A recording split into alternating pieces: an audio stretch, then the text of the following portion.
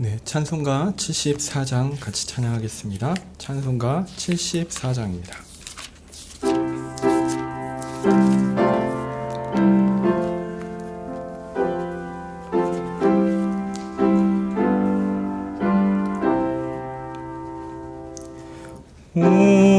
오만세 반석이신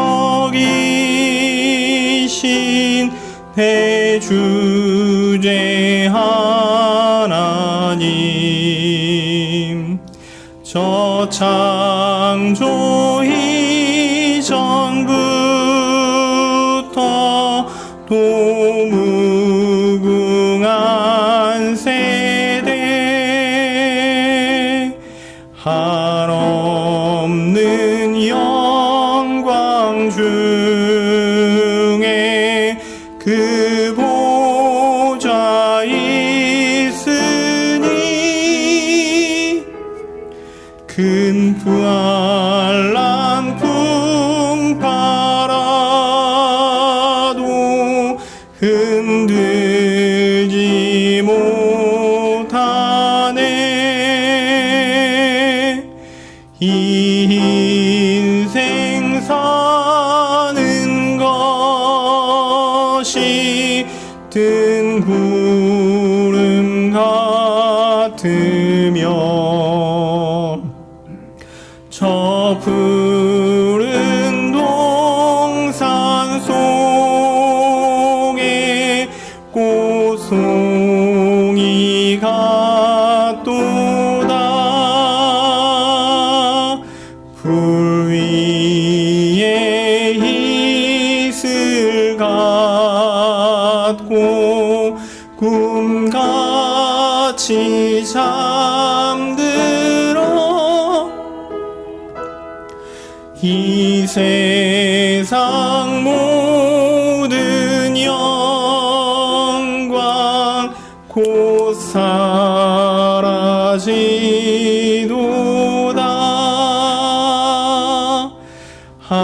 한없는 사랑으로 늘 한결같으신 주 자비 베푸시고 큰 은혜 내리사 내 평생 짧은 세월 빛나게 살도록 참 빛인 성령으로 날 채워줍소서.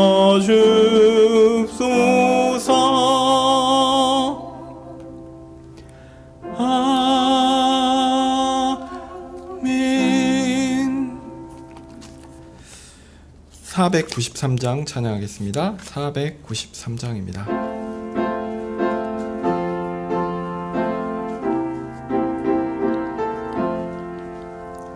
나 이제 주님의 새 생명 얻은모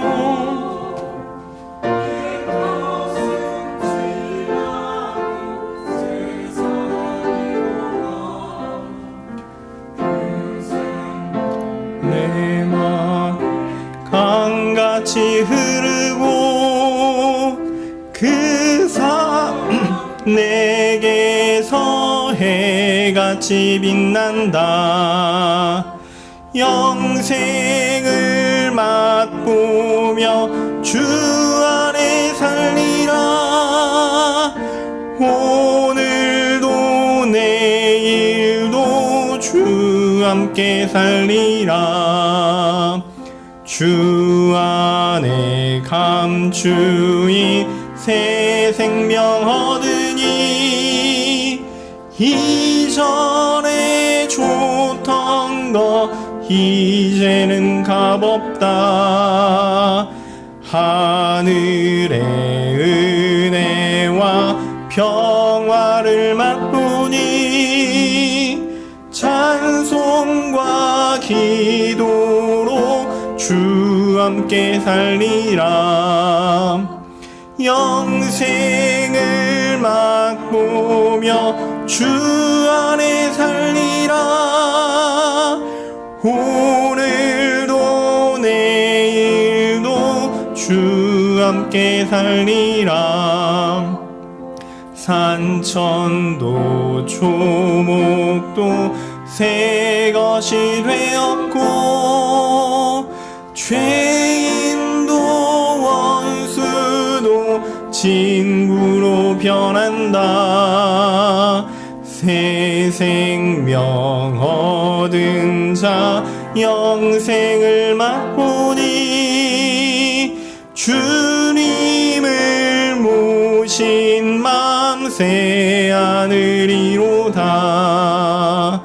영생을 맛보며 주 안에 살리라. 오늘도 내일도 주 함께 살리라.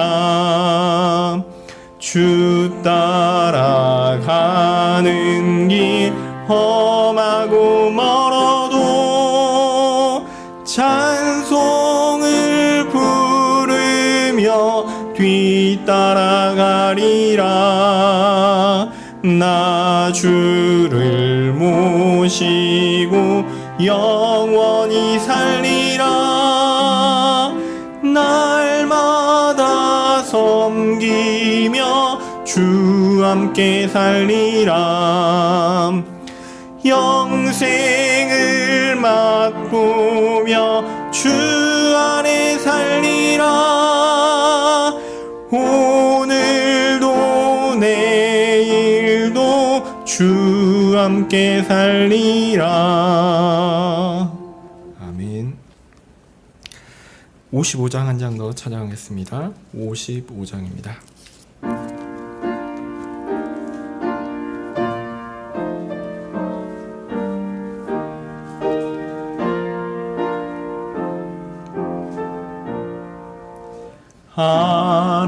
하나님의 크신 사랑 하늘로서 내리사 우리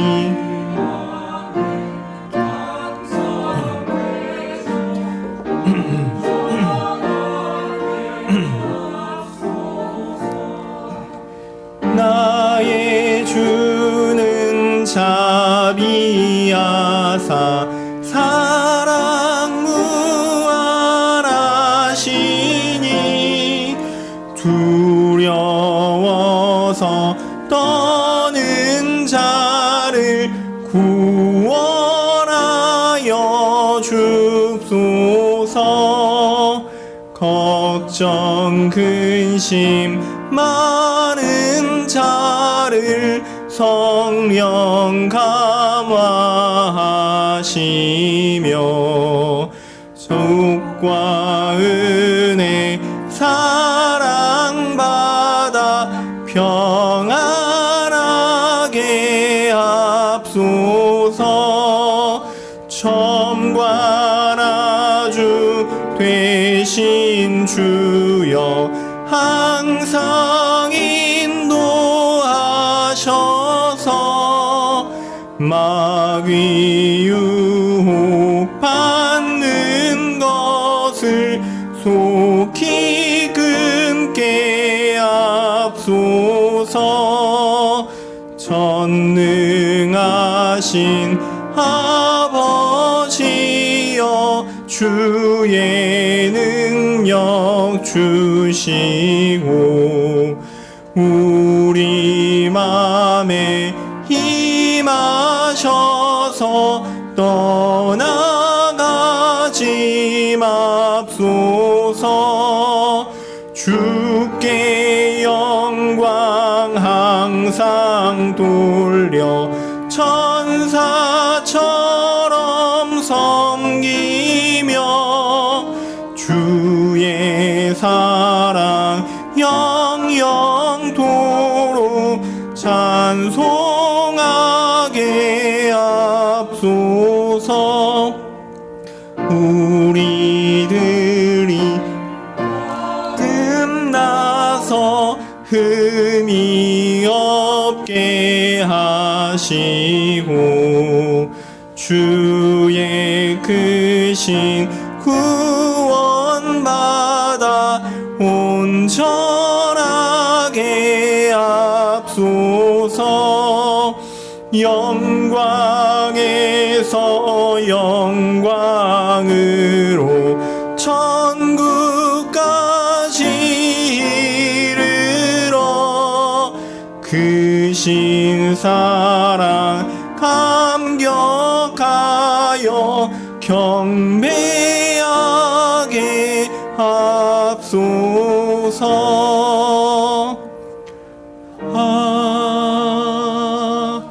아멘. 사도신경으로 우리의 신앙을 고백하겠습니다. 전능하사 천지를 만드신 하나님 아버지를 내가 믿사오며 그 외아들 우리 주 예수 그리스도를 믿사오니 이는 성령으로 잉태하사 동정녀 마리아에게 나시고 본디오 빌라도에게 고난을 받으사 십자가에 못 박혀 죽으시고 장사한 지 사흘 만에 죽은 자 가운데서 다시 살아나시며 하늘에 오르사 전능하신 하나님 우편에 앉아 계시다가 저리로서 산 자와 죽은 자를 심판하러 오시리라. 성령을 믿사오며 거룩한 공회와 성도가 서로 교통하는 것과 죄를 사하여 주시는 것과 몸이 다시 사는 것과 영원히 사는 것을 믿사옵나이다. 아멘. 거룩하신 하나님 참 감사합니다. 우리가 살아갈 수 있는 유일한 힘이 우리 주님께서 주시는 것임을 믿습니다. 주의 말씀을 통해 우리가 그러한 힘을 얻어 이 땅에서도 천국의 삶을 땡겨와서 살 수 있게 도와주시옵소서. 천국의 소망을 항상 마음에 품고 우리의 연약함을 하나님께 돌이키며 회개하며 하나님을 의지함으로 나아가 천국의 삶을 이 땅 가운데 살 수 있게 도와주시옵소서. 하나님, 우리가 영생토록 누릴 영원한 하나님의 복을 기대합니다. 하나님, 이 땅에서 삶이 그러한 영생의 복을 가져와서 살 수 있고 연습해서 살 수 있고 누리면서 살 수 있는 그 일이 있음을 그것을 기대하며 살 수 있음을 이렇게 하나님께 간구하오니 하나님, 우리로 그런 복된 삶을 살 수 있게 도와주시옵소서. 하나님, 그러나 참 하나님의 그러한 위대하신 뜻에도 불구하고 우리는 많이 연약합니다. 잊어버릴 때도 많고 또 아니 생각하지 못할 때도 많고 또 하나님이 주신 기쁨, 즐거움 그것이 무엇인지 그냥 잊어버리고 세상의 흐름에 따라 세상이 우리에게 추구하라고 알려주는 것들, 그래서 세상 것들을 추구하고 세상 즐거움에 취해 있다가 참 아차 하고 다시 돌아올 때가 있습니다.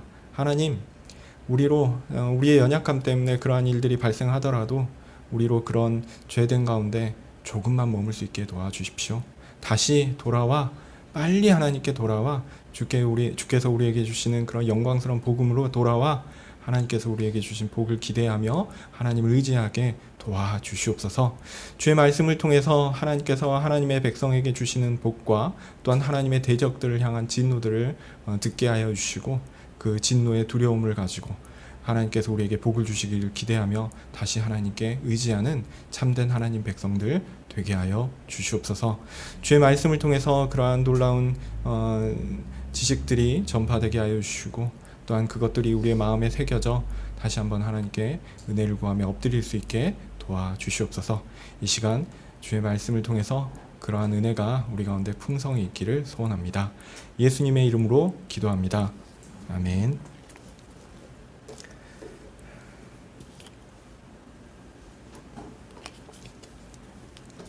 네, 오늘 살펴볼 말씀은 시편 110편입니다. 시편 110편입니다. 제가 가진 성경으로 구약 성경 885쪽입니다. 시편 110편입니다. 제가 읽겠습니다. 다윗의 시. 여호와께서 내 주에게 말씀하시기를 내가 내 원수로 내 발등상 되게 하기까지 너는 내 우편에 앉으라 하셨도다. 여호와께서 시온에서부터 주의 권능의 호를 내어 보내시리니 주는 원수 중에서 다스리소서.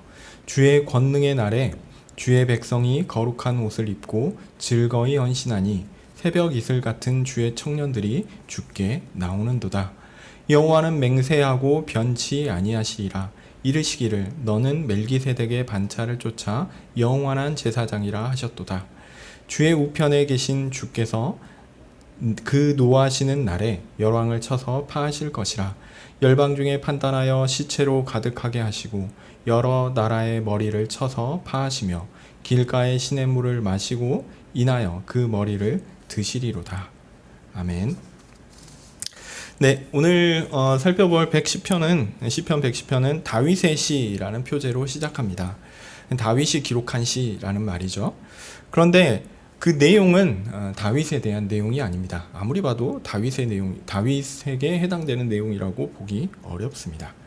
일단 여호와께서 다윗의 주께 하신 말씀이라고 시작한다라는 점이 이 시편에서 매우 특별합니다. 보시면 1절에 여호와께서 내 주에게 말씀하시기를 이렇게 했죠. 여기서 내 주라고 할 때는 다윗을 가리키는 겁니다. 그러니까 여호와께서 다윗의 주께 말씀하시기를 이렇게 이야기하죠. 여기서 주라는 표현은 히브리어로 아도나이 이런 표현인데요. 주인, 주님 이런 뜻으로 사용됩니다. 여호와 하나님께서 다윗의 주인에게 하신 말씀이다라는 거죠. 그런데 이것도 조금 이상합니다. 여호와 하나님께서 다윗의 진정한 주인이 아니신가요?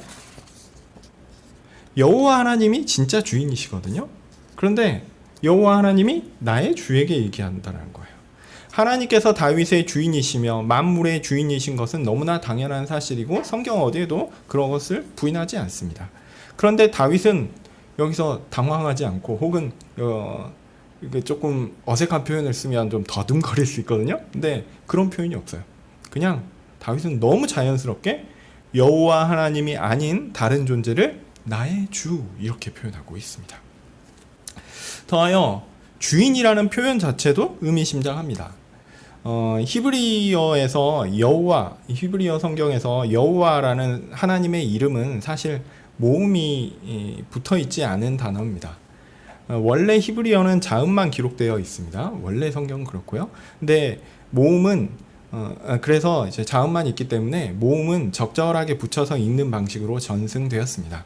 그래서 그냥 보면 사실은 알 수가 없어요. 그래서 굉장히 히브리어를 잘하는 사람들이 읽어야지 알 수 있는 거죠. 그러나 여러 복잡한 역사적 정황 가운데 히브리어에 대한 지식들이 이제 떨어지고 랍비들이 이제 고심하다가 그러면 모음을 붙여가지고 전승시키는 게 좋겠다. 이렇게 되어서 정확한 내용을 전달하고 보존하기 위해서 모음을 붙여서 전승하게 되었습니다. 이렇게 모음을 붙이는데 문제는 하나님의 이름에는 따로 그에 맞는 모음을 붙이지 않았어요. 그러니까 여호와라는 그 단어가 나오면 붙이지 않았어요. 왜 그랬냐면 하나님의 이름을 사람이 그 이름을 발음하는 순간 이게 하나님께 영예가 되지 않는다라고 생각했거든요. 존귀하신 하나님의 이름을 어찌 내 부족한 죄된 입으로 발음할 수 있을까라는 거죠. 그래서 사람의 입으로 하나님의 이름을 부르고 싶어 하지 않았습니다. 그래서 대신에 아도나이, 아돈 이런 표현으로 주인, 주님 이런 식으로 불렀습니다. 그래서 그것에 그 아도나이 혹은 아돈이라는 그 것을 부르는데 맞는 신호로 그 밑에 이제 여호와 하나님을 가리키는 단어 밑에 모음을 아도나이에 맞는 모음을 그냥 갖다 붙여놨어요. 그래서 우리가 그것들을 그냥 그대로 읽으면 여호와 이렇게 됩니다. 그래서 실제로는 여호와라는 이름은 우리가 그냥 그 네 단어 하나님의 이름을 상징하는 단어이지 여호와라고 불리지는 않습니다. 이것들을 독일 신학자들은 이거는 야훼라고 불렸을 거야. 그래서 야훼라고 이름을 하거든요. 그것도 틀린 얘기입니다. 왜냐하면 하나님의 이름은 부른 적이 없어요. 그냥 글자로 딱 던져놓은 거예요. 그리고 글자로 던져놓고 우리는 그 글자를 뭐라고 부르기로 약속한 거예요? 여호와라고 부르기로 약속한 거예요. 그래서 하나님의 이름이 여호와다. 이렇게 얘기하는 건 좀 그렇지만 우리가 우리에게 그 언약을 통해서 약속을 주신 그 하나님께서 우리를 자기 백성 삼으시고 우리의 하나님이 되시기로 하신 그 약속을 주신 하나님을 이렇게 문자로는 이렇게 히브리어로 문자로는 이렇게 표현했는데 그것들을 그 읽어야지 우리가 또 전달이 되잖아요. 그러니까 그거를 우리는 그냥 여호와라는 호칭으로 그냥 하자라고 정한 겁니다. 네, 정한 거예요. 그래서 그 여호와라고 할 때 하나님의 이름을 여호와라고 우리가 천국에 가서 여호와 하나님 이렇게 부르면 하나님이 그게 뭐지? 이렇게 하실지 모르겠어요. 물론 뭐 우리가 천국에서 하나님을 어떻게 부를지 그것도 좀 궁금한 내용이긴 한데요. 어쨌든 우리가 여호와라고 할 때 그 상징적인 그 이름을 붙이지 않는, 모음을 붙이지 않고 이름을 부르지 않는 그 단어를 상징하는 거다라고 생각하시면 됩니다. 이걸 바꿔가지고 뭐 야훼라고 불렀을 거다? 아니에요. 야훼라고 부르지도 않았어요. 그렇기 때문에 어쨌든 아도나이라는 거는 그 여호와라는 거는 우리가 하나님께서 자신을 부르라 하신 이름을 정확하게 알지 못하거든요. 어떻게 부르라고 하는지도 모르거든요. 그래서 그냥 읽을 때 주님이구나 이렇게 생각하시면서 여호와라는 이름을 부르셨으면 좋겠고요. 그 이름을 유대인들은 히브리어 성경을 볼 때 아도나이로 바꿔 불렀어요. 그 16세기 종교개혁자들은 이 성경 보면서 그냥 히브리어를 읽었어요.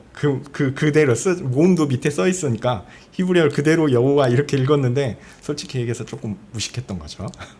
그렇지만 그게 좀 익숙해졌고 그랑 그 이름이 그렇다라는 기보다 일종의 그 하나님의 모음을 붙여서 읽지 않는 그 문자 자체를 그냥 우리는 여호와라고 표기하자 이런 식으로 생각하시면 그것도 뭐 나쁘지 않다고 생각합니다. 거룩하신 하나님께서 거룩하신 이름을 가지고 계시다라는 걸 꼭 기억하고요. 어쨌든 유대인들은 이 단어를 보고 아도나이 즉 주님 이렇게 읽었습니다.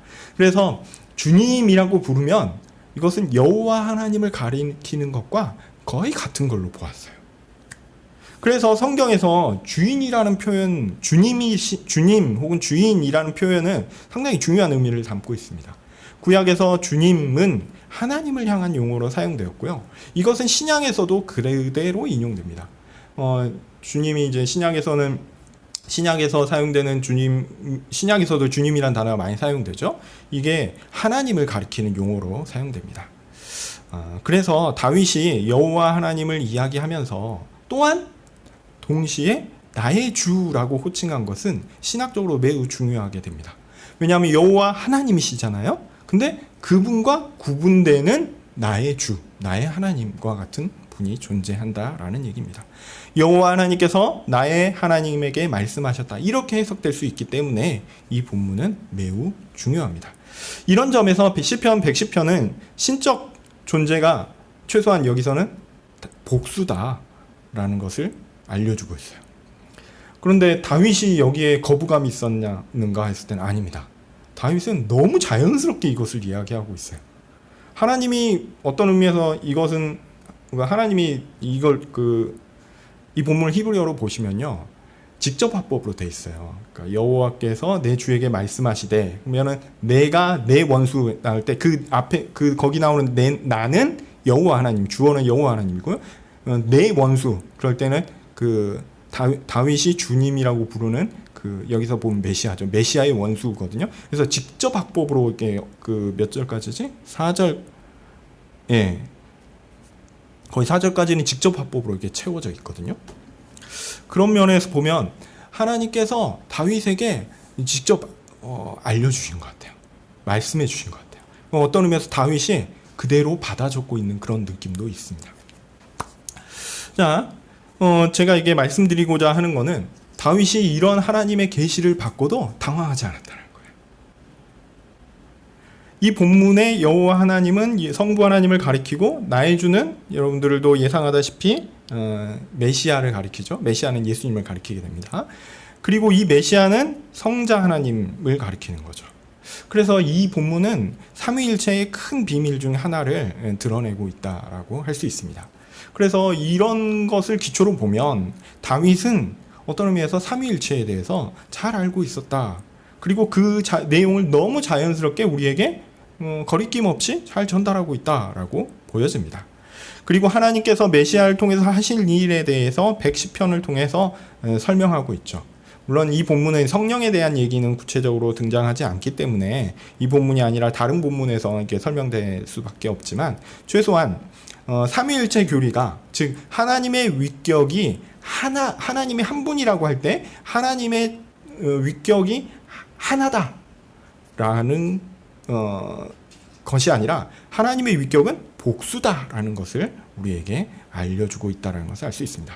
그래서 삼위일체 교리라는 것이, 이름은, 삼위일체라는 이름은, 트리니티 같은 거, 그 이름은 후대의 것이죠. 후대에 붙였어요. 그렇지만 하나님의 위격이 복수다라는 그런 것, 그리고 물론 뭐 나중에는 이제 성령까지 나와서 삼위일체다, 새 위격이시다라는 그 사실은 실제로 구약에 있는 성도들 가운데, 특별히 다윗에게는 충분히 알려진 것이었고, 다윗은 충분히 그렇게 믿고 알고 있었으리라. 그러한 여러 위격을 가지신 하나님에 대한 지식과 인식이 이미 다윗에게도 충분했던 것을 우리는 여기에서 추측해 볼 수 있습니다. 본문의 내용 또한 다윗에게 적용되기 어렵다고 말씀드렸죠. 그리고 오히려 메시아에게는 매우 잘 적용된다는 점에서 이 시편은 메시아 시편이라고 할 수 있습니다. 이런 점에서 이 시편은 성부 하나님께서 메시아이신 성자 하나님께 하시는 말씀이라고 이해할 수 있고요. 그렇게 보면 본문 파악이 굉장히 용이합니다. 이제 본문의 내용을 잠깐 말씀드리면, 성부 하나님께서 메시아에게 말씀하시는 내용입니다. 우선 하나님의 오른편에 앉으라고 말씀하십니다. 하나님께서 자신의 통치하시는, 오른편이라고 하면 힘 있는 곳, 능력 있는 곳, 이런 걸 의미하거든요. 그래서 하나님의 통치하시는 능력이 있는 곳에 앉으라고 하십니다. 하나님 나라의 통치와 관련된 내용이라고 할 수 있죠. 그래서 하나님 나라의 통치자로서 하나님의 권능을 받는 그 지위에 오르게 하셨습니다. 그것을 잘 보여주는 것이 뭐냐면, 하나님께서 메시아를 대적하는 세력들을 메시아의 발의 발등상에 두시겠다라는 겁니다. 그러니까 메시아의 발 아래 다 엎드리게끔 만드시겠다라는 거죠. 즉 세상 모든 사람들이 즉 메시아를 따르고 사랑하는 교회든지 아니면 메시아를 반대하고 대적하는 세력이든지 모두 하나님의 능력 있는 통치자 메시아의 발 아래 엎드리게 될 것입니다. 물론 뭐 여기서는 하나님의 대적에 대해서 얘기를 하지만 사실은 교회도 그 가운데 엎드리게 될 것입니다. 물론 교회의 엎드림은 뭐 언급되고 있지는 않지만 사실 당연한 것이고요. 그러나 교회의 엎드림은 이런 심판이나 아니면 억지로 하는 굴종이 아닙니다. 오히려 기뻐하고 즐거워하며 찬양하기 위한 엎드림이 될 것입니다. 반대로 대적들은 다릅니다. 대적들은 그들은 하나님께서 메시아에게 부여하신 능력으로 말미암아 메시아의 발 아래 엎드리게 됩니다. 하나님 나라의 왕이신 메시아의 통치에 순복함으로 엎드린 것이 아니라 오히려 시편 2편에 나오는 내용하고 연결할 수 있는데요. 오히려 메시아를 대적하다가 강력한 권력으로 말미암아 대적할 수 없어서 엎드리게 된 것이죠. 굴복한 것이죠. 즉 심판의 대상으로 하나님 앞에 그들이 저지른 죄의 대가를 치르는 방식으로 하나님의 대리자 메시아의 발 앞에 엎드리게 될 것입니다. 그런 의미에서 메시아는 하나님의 심판을 행하는 강력한 통치자라고 할 수 있습니다. 그래서 2절에 보시면 권능의 홀이 등장합니다. 옛 왕들이 왕권을 상징하는 지팡이 있죠? 그 지팡이를 홀이라고 합니다. 그래서 그 지팡이가 일종의 왕권의 상징인데요. 여호와 하나님께서 하나님 나라의 왕을 상징하는 그 지팡이를 메시아에게 부여하신다는 겁니다. 그래서 메시아께서 하나님 나라의 왕이 되십니다. 이 지팡이로 다스리는 나라를 뭐라고 부르냐면 시온이라고 부르죠. 시온에서부터 할 때 시온입니다. 하나님의 성전이 있는 예루살렘을 가리키는 표현으로 즉 하나님 나라를 의미합니다. 메시아는 이렇게 하나님의 통치를 위임받은 하나님 나라의 왕이시다라는 것들을 오늘 본문을 알려주는 거죠. 당연히 왕의 권력 행사는 그의 통치, 다스림에서 나오게 됩니다. 나라의 규범을 공포하고 그 규범을 실천하며 나라의 가치를 드러낼 것입니다. 이 다스림이 나라의 백성들을 위한 긍정적인 역할이 있고요. 오히려 반대로 그 규범을 가볍게 여기거나 업신여겨 행하지 않는 자들을 향하여는 강력한 심판으로 나오게 됩니다. 그래서 2절 마지막에 원수 중에 다스림을 보이라고 했죠. 그건 무슨 얘기냐면 그 원수들을 심판하고 그 원수들의 그 죄를 죄의 값을 치르게끔 하시겠다라는 얘기입니다. 그것이 구체적으로 1절에서 말한 원수가 메시아의 발 아래 엎드리는 심판인 것이죠. 즉 심판은 통치 행위 중 하나다. 왕이신 메시아가 행하는 통치 행위 중 하나다라고 할 수 있습니다. 이제 메시아의 다스림의 긍정적인 부분, 하나님의 백성을 향한 부분들이 있는데요. 그 부분은 3절에서 설명이 됩니다. 다스림이 이루어지는 시온에 속한 백성들의 이야기입니다. 이 메시아의 백성들이 메시아의 권능의 날에 거룩한 옷을 입고 나옵니다. 사실 오늘 이 본문은 해석이 좀 어렵기도 하고요. 좀 의견이 좀 분분한 그런 본문입니다. 자, 메시아가 하나님 나라의 왕으로 등극하는 그날을 의미하는 것으로 보입니다. 이게 구체적으로 저는 이제 재림의 날이 아닐까 이렇게 예상을 하지만 어쨌든 그 초림의 날이라고 볼 수도 있고요. 어쨌든 이건 좀 이 부분에 대해서는 좀 넓게 해석을 열어놓는 것도 나쁘지 않겠다 이렇게 생각하는데 뭐 그것은 차치하더라도 메시아가 하나님 나라의 왕으로 등극하는 그날을 의미하는 것으로 보입니다. 근데 그때 어떤 옷을 입었죠? 거룩한 옷을 입었습니다. 이 거룩한 옷을 어떤 사람들은 하나님을 섬기는 제사장의 옷이라고 생각할 수 있지만 제 생각엔 좀 편하게 생각했으면 좋겠어요.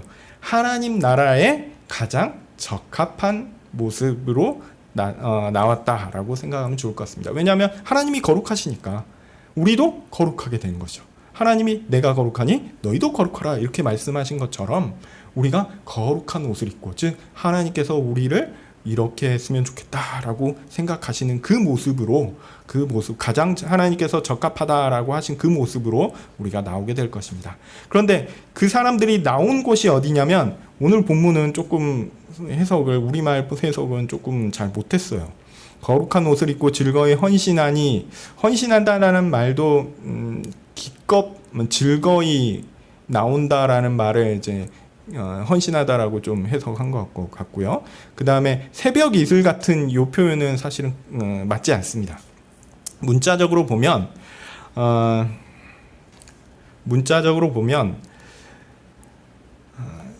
새벽의 배로부터 아니면 새벽의 자궁으로부터 나온다라고 돼 있고요. 그리고 이슬 같은 주의 청년들입니다. 그래서 새벽하고 이슬을 좀 끊어서 봐야 돼요. 맥락이 사실은 끊어져 있는데 그거를 좀 함께 붙여놔서 조금 하여튼 그렇습니다. 뭐 그럼에도 불구하고 이 해석 자체는 오늘 본문을 가지고 해서 뭐 크게 상관없으리라 생각하지만 어쨌든 본문에서 원래 의미는 떨어져 있다라는 거, 새벽하고 이슬이 떨어져 있다라는 거 주의하시면 좋겠습니다. 그래서 좀 어렵습니다. 새벽은 뭡니까? 새벽은 날이 밝아오는 시작을 가리킵니다. 해가 동떠오죠. 그리고 배는 뭐냐면 여기서는 자궁을 가리키는 거거든요. 그래서 생명이 나오는 장소다라고 볼 수 있습니다. 그런 면에서 보면 하나님의 나라의 백성이 충만한 생명력을 가지고 새벽의 해가 팡 뜨는 것을 마치 그 아이가 그 엄마 배에서 나오는 것 같이 그런 걸로 생각하면 생명 있는 존재가 마치 태어나서 그 활력을 가지고 찬란한 해처럼 이렇게 짠 하고 드러내는 그런 장면인 거죠. 하나님의 나라의 백성들이 충만한 생명을 가지고 마치 어두운 밤을 지나서 찬란히 비추어오는 새벽과 같이, 새벽에 빛나는 그 해와 같이 그런 존재로 나온다라고 보는 것이 좋지 않겠나 싶습니다. 그러니까 하나님의 백성들은 이제 막 출생해서 생명력이 충만한, 생기가 넘치는 존재로, 그래서 이제 찬란한 빛을 밝혀낼 기대가 가득한 그런 사람들이라는 거죠. 하나님께 적절한 사람들이 거룩한 옷을 입었다라는 건 하나님 보시기에 그래, 하나님 보시기에 합당하다 할 만한 그런 자로 나온 사람들이 어떤 사람들과 같다고요? 생명력이 넘쳐서 이게 새벽과 같이 새로 태어난 것처럼 흠이 없고 이제는 어둠에서 완전히 벗어나 앞으로는 찬란한 빛 가운데 영원한 행복을 살아갈 것을 시작하는 그 모습으로 드러날 것이다 라는 거죠. 네, 이전에는 어두웠고 생명이 없던 존재였는데 메시아께서 왕으로 다스리시는 그날에 그들은 과거의 어두운 죽음을 벗어나 활기찬 생명의 빛으로 나아가는 그런 존재가 될 것이다 라는 거죠. 그러는 이 새벽 이슬과 같은 청년이라는 의미도 이런 설명과 유사합니다. 이슬은 아침에 맺히잖아요. 그래서 아침에 맺힌 이슬은 새벽이 되었을 때 어떤 역할을 합니까? 온 땅의 식물과 동물들에게 생명의 물을 주는 그런 역할을 합니다. 그리고 또한 청년이죠. 젊은이죠. 젊은이에게 연상되는 것은 무엇입니까? 건강함, 활력. 그것이 바로 하나님 백성들의 특징이 될 것입니다. 메시아께서 하나님 나라의 왕이 되실 때 그 백성들이 어떤 모습일 것이냐? 이제 찬란히 밝아오는 그 빛과 같이 풍성한 생명력을 내뿜고 활력이 넘치는, 건강함이 넘치는 모습으로 나오게 될 것이다 라는 거죠. 그래서 하나님 백성들 보면 그런 어떤 그 기쁨과 즐거움과 행복과 그런 건강함과 활력이 넘쳐서 너무 즐거울 거예요.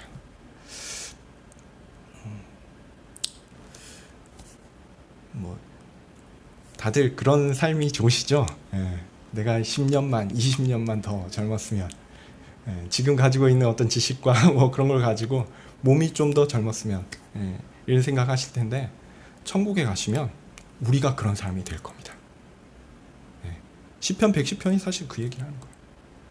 지금 우리의 모습은 죄로 말미암아 이 땅의 연약함으로 말미암아 그렇게 어두움 가운데 생명력이 없는 것 같이 있죠. 그러나 그리스도의 권능의 날, 메시아께서 오신 그 권능의 날에는 우리가 우리말 표현대로 새벽 이슬과 같은 청년이 되어 하나님 앞에 나아갈 것입니다. 이게 하나님의 통치입니다. 이게 메시아의 통치입니다.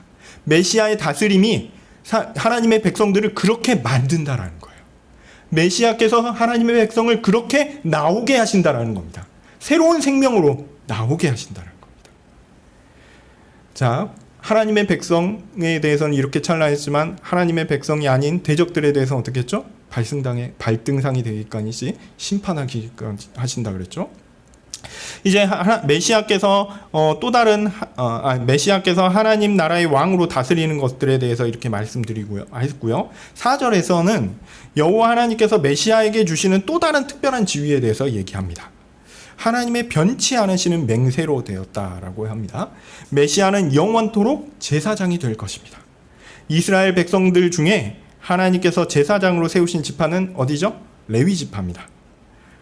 그래서 이제 제사장 하면 레위 사람 이렇게 연결되는 게 보통이거든요. 그런데 오늘은 매우 독특한 제사장 계열을 언급하고 있습니다. 바로 멜기세덱입니다. 멜기세덱은 기본적으로 이스라엘 민족이 아닙니다. 아브라함과 동시대 사람이잖아요. 그러니까 이스라엘 민족이 될 수가 없어요. 아브라함이 조카 롯을 구하기 위해 전쟁을 치르고 그 전쟁에서 승리하여 돌아왔을 때 그를 만나 복을 빌어주던 살렘 왕, 예루살렘의 왕이었고요. 제사장이었습니다. 아브라함은 그에게 자신의 11조를 드렸습니다. 11조는 뭐죠? 나의 모든 것들을 하나님께 드립니다. 그거 나의 모든 것의 상징으로서 나의 모든 것들을 대표하는 것으로서 나의 일부를 하나님께 드립니다. 이런 거거든요. 그러니까 아브라함이 하나님께 감사합니다 하고 내 모든 것이 다 주님의 것입니다 라고 누구를 통해 드렸어요? 멜기세덱을 통해 드렸어요. 이게 굉장히 큰 의미입니다. 그래서 아브라함에게 하나님께서 축복을 주시는데 누구를 통해서 주셨습니까? 멜기세덱이라는 제사장을 통해서 주신 것입니다. 그래서 이스라엘 모든 민족들은 사실은 누구를 통해서 축복을 받은 거냐면 이 멜기세덱을 통하여 축복을 받은 겁니다. 좀 상징적으로 얘기하자면 이 멜기세덱이라는 인물은 시편에서 언급되고 오늘 110편을 비롯해서요 언급되고 히브리서에서 또한 언급되지만 그가 어떤 사람인지 사실 우리는 정확하게 알지 못합니다. 여기에 대한 썰도 많아요. 셈이라는 얘기도 있고 이게 등등 있습니다. 근데 전설과 같은 얘기고요. 우리는 정확하게 알지 못합니다. 그런데 정확한 건 뭐냐면 그가 이스라엘 민족은 아니지만 분명히 하나님의 제사장이었고 아브라함은 하나님께 드릴 것을 그를 통하여 드렸다라는 거고 또 그는 하나님의 축복을 아브라함에게 전달해 줬다라는 거죠. 다윗은 자신의 시편에서 여호와의 말씀을 기록하고 있습니다. 메시아는 하나님 나라에서 하나님의 다스림을 행하는 자 곧 왕으로 왕으로서 역할을 하는데 그 역할에 더하여 하나님의 백성을 하나님께 이끌어 하나님의 축복을 받게 하고 하나님을 바르게 예배하며 섬기게 하고 그 축복을 전달할 수 있는 그 제사장 역할을 하게 된다라는 거죠. 이게 메시아의 또한 중요한 역할이다라는 겁니다. 그러니까 메시아는 왕이면서 제사장이라는 겁니다. 아브라함의 자손이라는 하나님 나라의 백성들 모두를 포괄해서 하나님께 이끌 수 있는 신비로운 제사장, 영원한 제사장으로 메시아는 일하게 될 것이다 라는 것을 오늘 본문은 이야기하고 있습니다. 메시아는 그렇게 하나님의 백성을 다스리는 왕으로 하나님 백성을 하나님께 이끄는 제사장으로 있을 것입니다. 이것이 하나님의 오른편에 앉으신 메시아의 직분입니다. 자, 5절부터는 이렇게 왕이요 메시아이신 분께서 어떻게 다스리시는가, 어떻게 메시아 역할을 하시는가라는 얘기가 나옵니다. 5절부터는 하나님의 공의로운 심판에 대한 이야기가 나옵니다. 메시아의 왕과 제사장 직임은 하나님의 백성에게는 생명이 넘치는 찬란한 빛과 같은 것이었지만 하나님의 대적들에게는 전혀 다르다라고 말씀드렸죠. 그들에게 메시아의 날은 진노의 날입니다. 앞서 3절에서는 권능의 날이라고 했는데 5절에서는 진노의 날 이렇게 나옵니다. 이 날에는 심판이 있을 것입니다. 세상의 통치자들은 하나님께서 여기 보면 맨 처음에 나온 인물들이 뭐죠? 열왕 나오죠. 왕입니다. 세상의 통치자들을 가리키는 것입니다. 세상의 통치자들은 하나님께서 그들에게 나누어 주신 권력을 잘 시행했는지 그 책임을 하나님께 판단받게 될 것입니다. 하나님은 이 세상의 통치자들에게 하나님의 고유한 심판권을 주셨어요. 그게 공권력이거든요. 통치자들은 그들에게 주어진 고귀한 통치 권력을 맡겨진 책임에 따라 잘 시행해야 합니다. 국가 공권력이 대표적인 예입니다. 나라의 정부는 국민들의 안정과 행복과 즐거움을 위해 그 공권력을 잘 사용해야 합니다. 만약 정부의 책임을 맡은 사람이 개인의 사욕을 위해 권력을 사용한다면 이것은 잘못된 것이죠. 하나님께서 그것에 분명한 책임을 물으실 겁니다. 그래서 고위직을 맡으면 아마 하나님께서 심판을 크게 하실 거예요. 예. 그래서 책임을 안 맡는 것도 아니요, 이렇게 얘기하면 안 되죠. 능력 있고 하나님 소명 주시는 분들은 큰 일을 하셔야 됩니다. 그러나 하나님 앞에 하셔야 돼요. 두려운 마음으로. 하나님께서 내게 큰 일을 맡기셨으니 내가 이 일을 잘 감당할 수 있을까? 두려운 마음으로 하나님께 힘 주십시오 간구하며 성실하게 정직하게 그 일들을 감당하셔야 합니다. 하나님께서 그 일을 분명히 책임 물으실 것이기 때문입니다.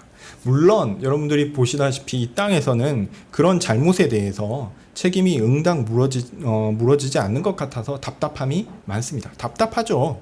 그러나 그거는 이 땅에선 그렇죠. 그러나 오늘 시편 110편에서 말씀하신 메시아의 진노의 날, 메시아께서 그 책임을 분명하게 심판으로서 물으실 것입니다.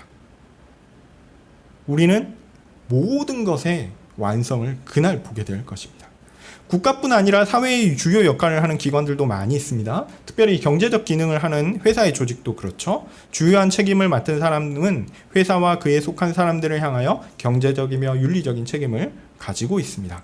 하나님께서 어떤 사람들에게는 많은 책임을 맡기시는데 그에 대하여 하나님은 어떻게 하시냐면 분명 많은 책임을 물으실 겁니다. 가정도 마찬가지입니다. 가정에 주어진 책임이 있죠. 부모에게 주신 책임이 있고 자녀에게 주어진 책임도 있습니다. 성경이 가르치는 바와 같습니다. 보호와 순종에 대한 책임은 항상 있죠. 그리고 그 모든 것에 대한 책임 하나님이 물으십니다.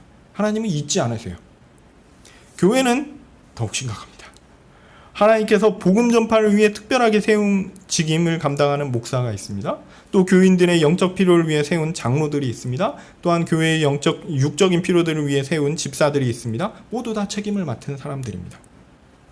또 그 교회의 작은 기관들도 마찬가지입니다. 모두 자신이 맡은 바의 일에 충실해야 하고요. 하나님이 그 책임을 물으실 겁니다.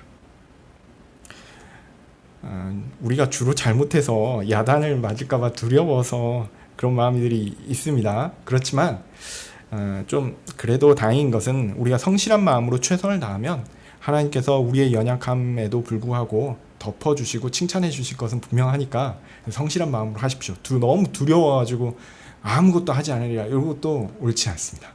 하나님이 우리에게 주시면 감당해야 합니다. 네, 최대한 성실한 마음으로.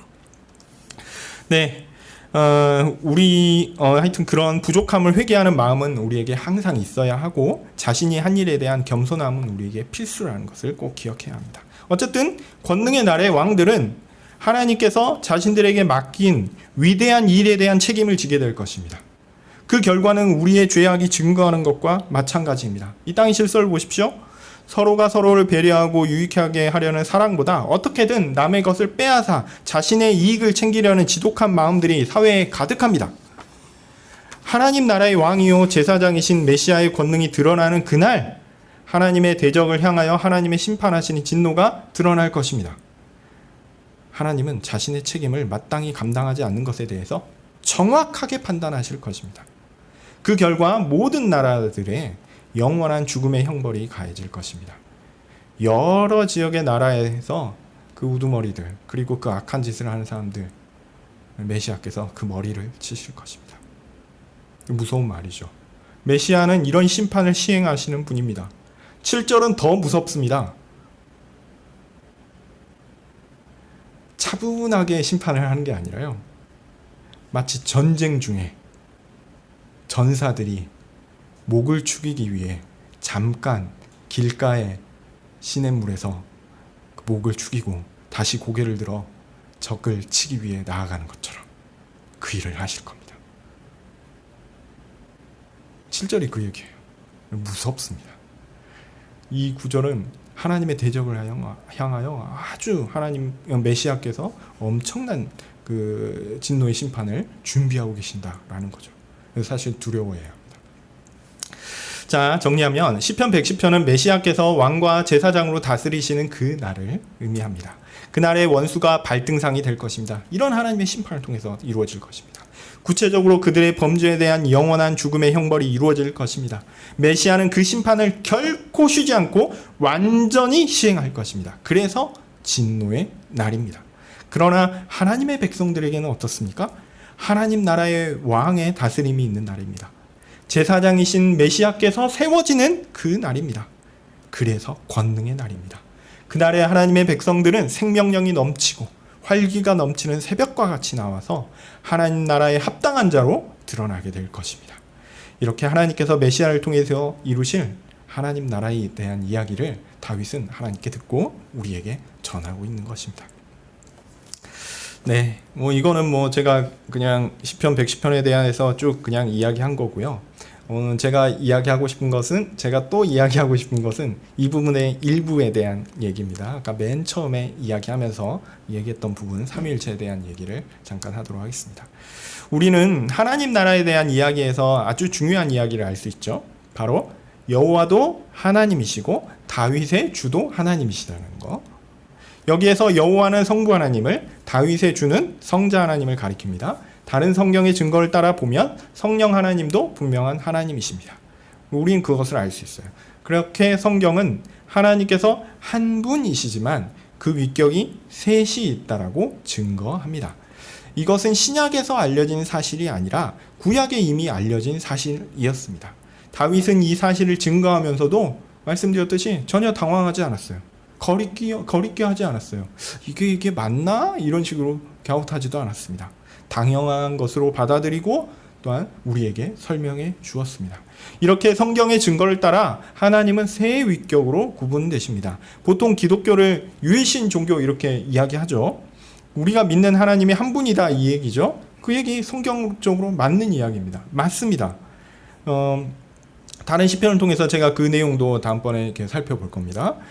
또한 동시에 하나님은 세 위격이십니다. 오늘 살펴본 110편이 대표적인 증거입니다. 그러나 한 분이면서 세 위격이다라는 말은 사실 이해하기가 어렵습니다. 당연히 그렇습니다. 이게 이해가 되면요, 하나님이에요. 이게 이해가 되시는 분이 하나님이신 거예요. 우리는 이해할 수가 없어요. 왜냐하면 이런 존재를 한 번도 만난 적이 없거든요.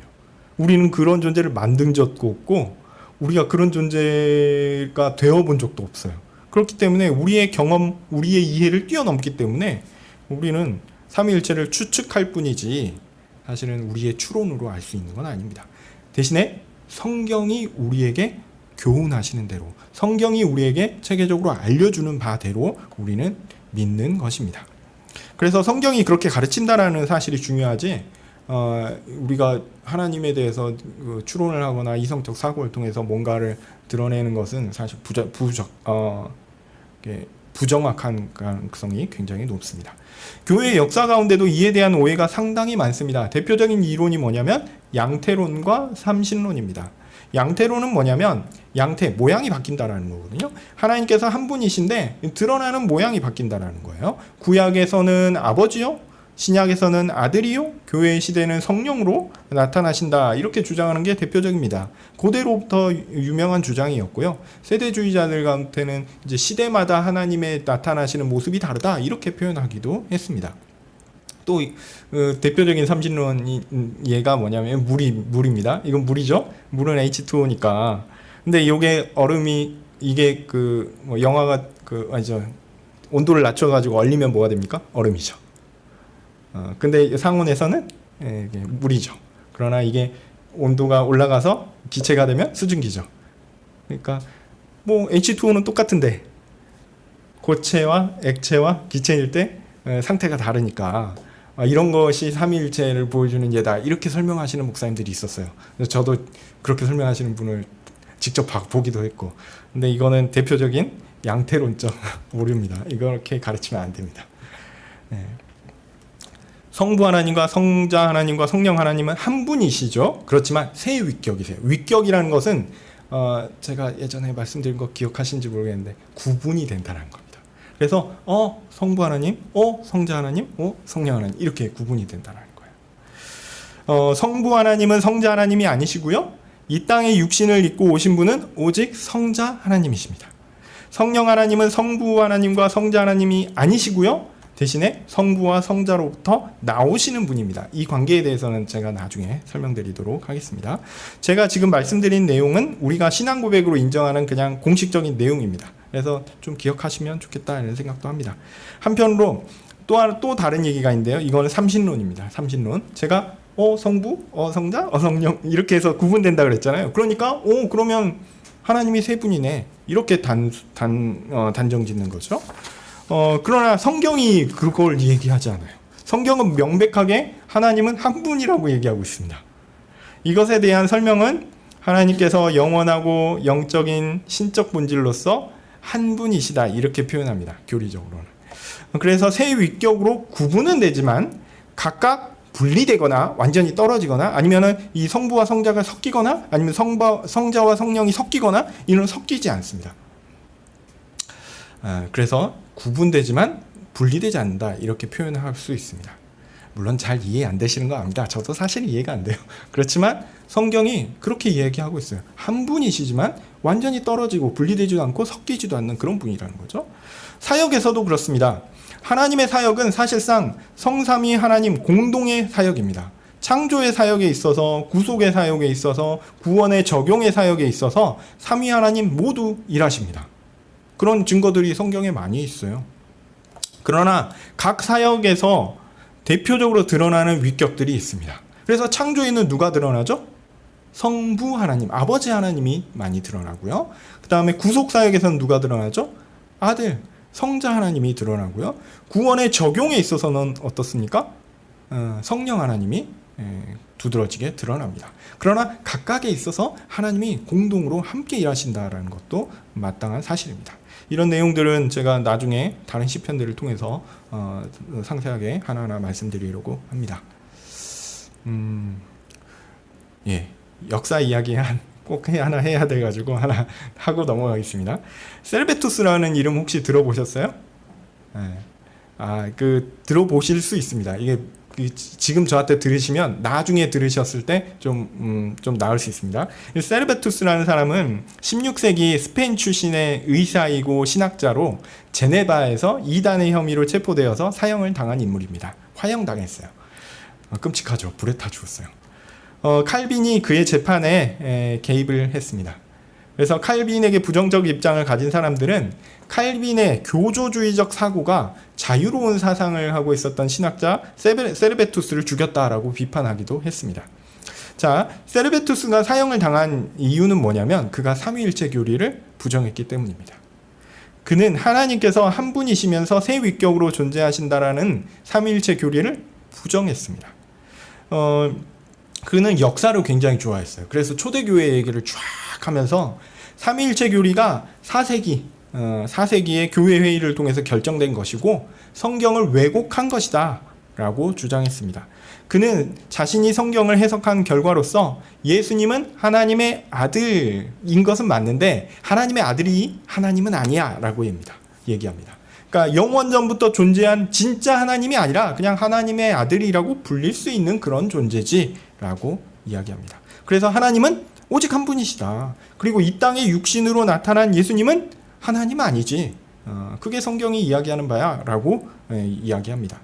그가 얘기하는 논지는 뭐냐면 삼위일체라는 그 단어가 성경에 등장하나요? 등장하지 않죠. 성경에서 하나님의 그 존재는 한 분이시지만 위격은 셋이야라고 얘기하나요? 안 합니다. 심지어 person, 위격이란 표현도 성경에 안 나와요. 네. 자, 그래서 이런 표현 자체, 이런 설명 자체가 사실 철학적 용어에서 가져온 거는 맞거든요. 그래서 그런 철학적 그리스 철학의 영향을 받아서 후대의 조작으로 만든 것이지, 그렇게 니케아 공의화 이후에 삼위일체 교리가 이렇게 발전한 것은 성경적 근거를 가지고 얘기한 게 아니기 때문에 오류다라고 주장하면서 자신은 오직 성경을 통해서 바른 교리를 추론한다라고 주장하면서, 오직 성경의 원리를 주장하면서 하나님은 한 분뿐이야, 예수님은 하나님 아니야, 이런 식으로 부정합니다. 세르베투스는 사실상 하나님이 한 분이다라는 단신론을 주장하는데요. 그는 그것이 성경의 지지를 받는 유일한 교훈이라고 생각했습니다. 그리고 그러나 칼빈을 비롯한 개혁파 신학자들과 또한 더해서 당대 로마 카톨릭 또한 삼위일체 교리가 성경의 지지를 받는 유일한 교리다라고 믿었습니다. 오직 성경의 원리를 주장했지만 세르베투스하고 다른 사람들의 결과가 다른 거예요. 그리고 이미 그 세르베투스 같은 경우는 제네바에 오기 전에 이미 프랑스에서 이단으로 정제되어서 잡히면 이제 죽는 상황이었거든요. 몰래 제네바에 들어왔다가 1553년에 발각되어 체포되었고 이단으로 기소되어서 재판을 받게 된 것이죠. 그는 제네바 내에 있는 칼빈의 반대파들을 끌어들여서 자신에게 유리한 상황을 만들려고 시도하기도 했습니다. 그래서 자신이 당하는 종교적 탄압이 칼빈의 독재적인 교회 규범으로 말미암은 것이다 라고 하면서 칼빈에게 부정적 입장을 가지고 있었던 제네바 시의회 사람들에게 좀 도와달라 이렇게 호소하기도 했습니다. 이때 재판권은 시의회가 가지고 있었거든요. 근데 이 시의회에 많은 사람들이 칼빈을 반대하는 사람들이었어요. 그래서 칼빈의 반대파 중에 일부는 세르베투스가 얘기하는 것에 혹해가지고 이거 칼빈을 몰아낼 수 있는 좋은 기회가 되지 않을까 이런 생각을 하는 사람도 실제로 존재했습니다. 그런데 아쉽게도 이 문제에 대해서 이렇게 제네바에서만 해결한 게 아니라 이게 다른 외부 도시들, 외부 국가에게 조언을 구했거든요. 근데 이곳에서 온 답들이 100% 세르베투스 나쁜 놈이야, 이거 이단이야, 이거 삼위일체를 부정한 거니 죽여야 된다, 이런 판단이 오게 됩니다. 그래서 시의회의 반대파들도 어쩔 수 없이 정제를 하는 판단을 해서 1553년 10월 27일 제네바에서 화형의 선고를 내렸습니다.